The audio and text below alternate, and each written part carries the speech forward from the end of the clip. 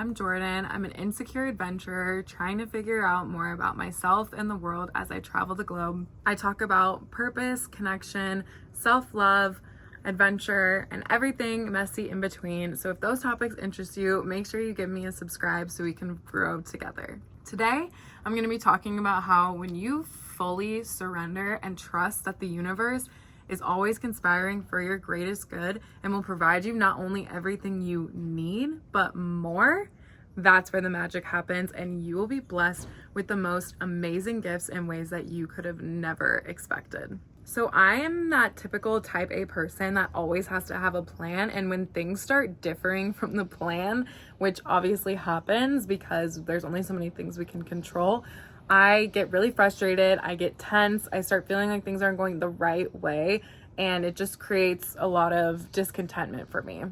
It's something that I've been wanting to work on. So when I went to South Africa by myself on my first solo trip ever last year, I decided that this was something I was gonna implement. I was gonna start releasing control and just going with the flow more. As I started doing this, I began noticing all of these beautiful synchronicities that I knew in my heart just couldn't be a coincidence.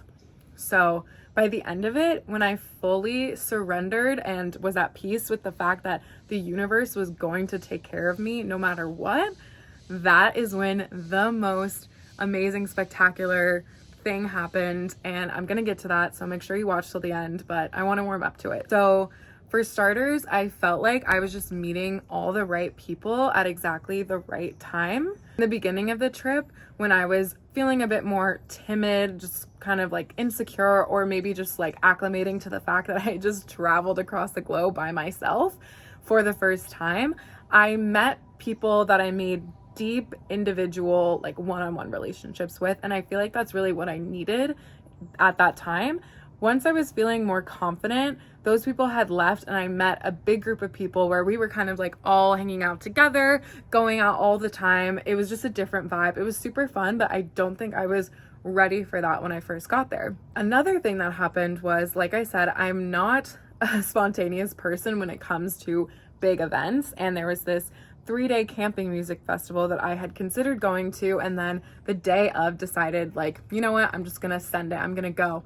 But then everything that possibly could go wrong went wrong, of course, the one time I don't have a plan. But I decided to just trust that everything was gonna work out, and it did. But one specific thing from that was I had to take an Uber 2 hours to the middle of nowhere to go to this camping festival, which is kind of a whole other story of why I was taking an Uber. But as I was on my way, I realized that there was no service at the campsite, and I was in the Uber by myself meeting my friends there, and I started kind of freaking out, like, how am I going to meet these people? There was so much traffic. I was going to get there an hour and a half later than I was supposed to, and the sun was going to be down. It was going to be completely dark. It was going to be so hard to find them. Luckily, they found service and they were able to make a plan with me. So we had a specific meeting point. I arrived at the camping festival, and for another reason, I had to walk into it like a couple miles because it was just so backed up. I wasn't gonna make the Uber driver wait. But as I got into the festival and cars were moving a bit more, I was like, I really want to hitch a ride. And there was one specific guy that I saw, and in the back of my mind, I just kind of manifested it. I was like, he's going to give me a ride. Like, I just know it. He's going to be the one, because I had stuck my thumb out. People were driving past me. And guess what? He pulls over. He's like, do you want to ride the rest of the way? And I'm like, yeah. So I'm looking down at my phone, trying to make sense of where I'm supposed to meet my friends. And right as I look up, because I've been looking down for like 5 minutes talking to this guy, right as I look up, I see my friends walking. And like, it was in an instant. They were not where they were supposed to be. They were trying to come and meet me where I was at, but there was no service. So if I hadn't looked up right at that exact moment, I would have gone to the spot that they said they were going to be at, and they were going to be at the spot that I was just at. And who knows how long it would have taken to find them. And I didn't have a tent or anything. I only had a sleeping bag, my neck pillow, and good vibes. So if I didn't find them, it would have just been a horror nightmare situation. So I was like, wow, I trusted that everything was going to work out with this, even though every single thing was falling apart. I was just like, oh, it's going to be okay. I'm going against what I know, but I'm just trusting that it's going to be okay. And it was. And then, so this is the really juicy part. There's this famous road trip in South Africa that I hadn't factored into my trip. And my friends that I made were going the day that I was meant to leave, and they were peer pressuring me into staying. And I was like, you know what? I do want to stay, but I can only fly out on a specific day that would allow me enough time to do the road trip but get me back for my sister's birthday. It had to be at a specific day and time. So I called my credit card company because I booked the flight using points, and I asked them if there was a flight available, and they were like, yeah, there is, but it's $2,000. I was like, okay, never mind. That's so much more than I paid for the round trip ticket. Like, I just can't do it.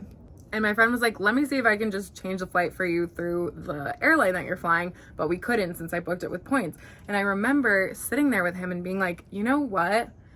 Everything has happened so perfectly on this trip. I fully believe that because this is such a struggle, it's not meant for me. I don't know why. It'll become apparent to me at some point. Maybe there's something amazing waiting for me at home. Maybe something bad would happen to me if I stayed here. I'm not sure, but I just know that the universe things are happening for a reason. But as I was checking into my flight, I noticed that they had a thing that said that they'd overbooked, and they were asking if people were willing to volunteer to go on a later flight and how much they were willing to be compensated for. It said like 100, 200, 300, all the way down to 700, which was the most. So I just clicked 700 and kind of forgot about it because, like I said, I accepted the fact that I was going home, that this is what was meant for me. And when I showed up to the airport, I was putting my bags down to be checked.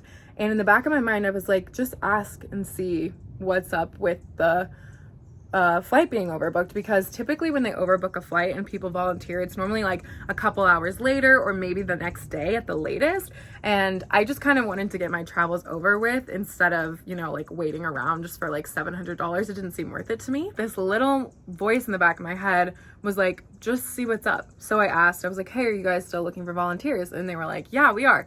But the only flight we can get you out on is a week from now at the same time. And guess what? That was the exact flight that I had called my bank and asked if I could get on for $2,000. And I was like, that's interesting. This might be a sign. But I was still a little unsure because my friends had already left for the road trip and they were going to be staying for a bit longer than I needed to be back. There was logistical things that I had to work out. So I was like, you know what? Let me think about it. I went off to the side, started trying to figure things out. And then the lady comes back over and she's like, you put $700 down for your flight voucher, right? And I was like, yeah. And then she was like, what if we bump it to 1,000? And I was like, okay, this is definitely a sign from the universe. I'm going to listen. I'm in. Let's do it. And then she was like, actually, we need to wait 45 minutes to make sure that we need you to give up your spot because like we just have to see who checks in for the flight. But since you're waiting, we'll bump it up to $1,200. And I was like, okay, sounds good. 20 minutes later, she was like, yeah, we need your seat. Not only did I get to stay and do one of my favorite things in the entire month that I was there. I'm so grateful that I got to go on this road trip with these amazing people that I met.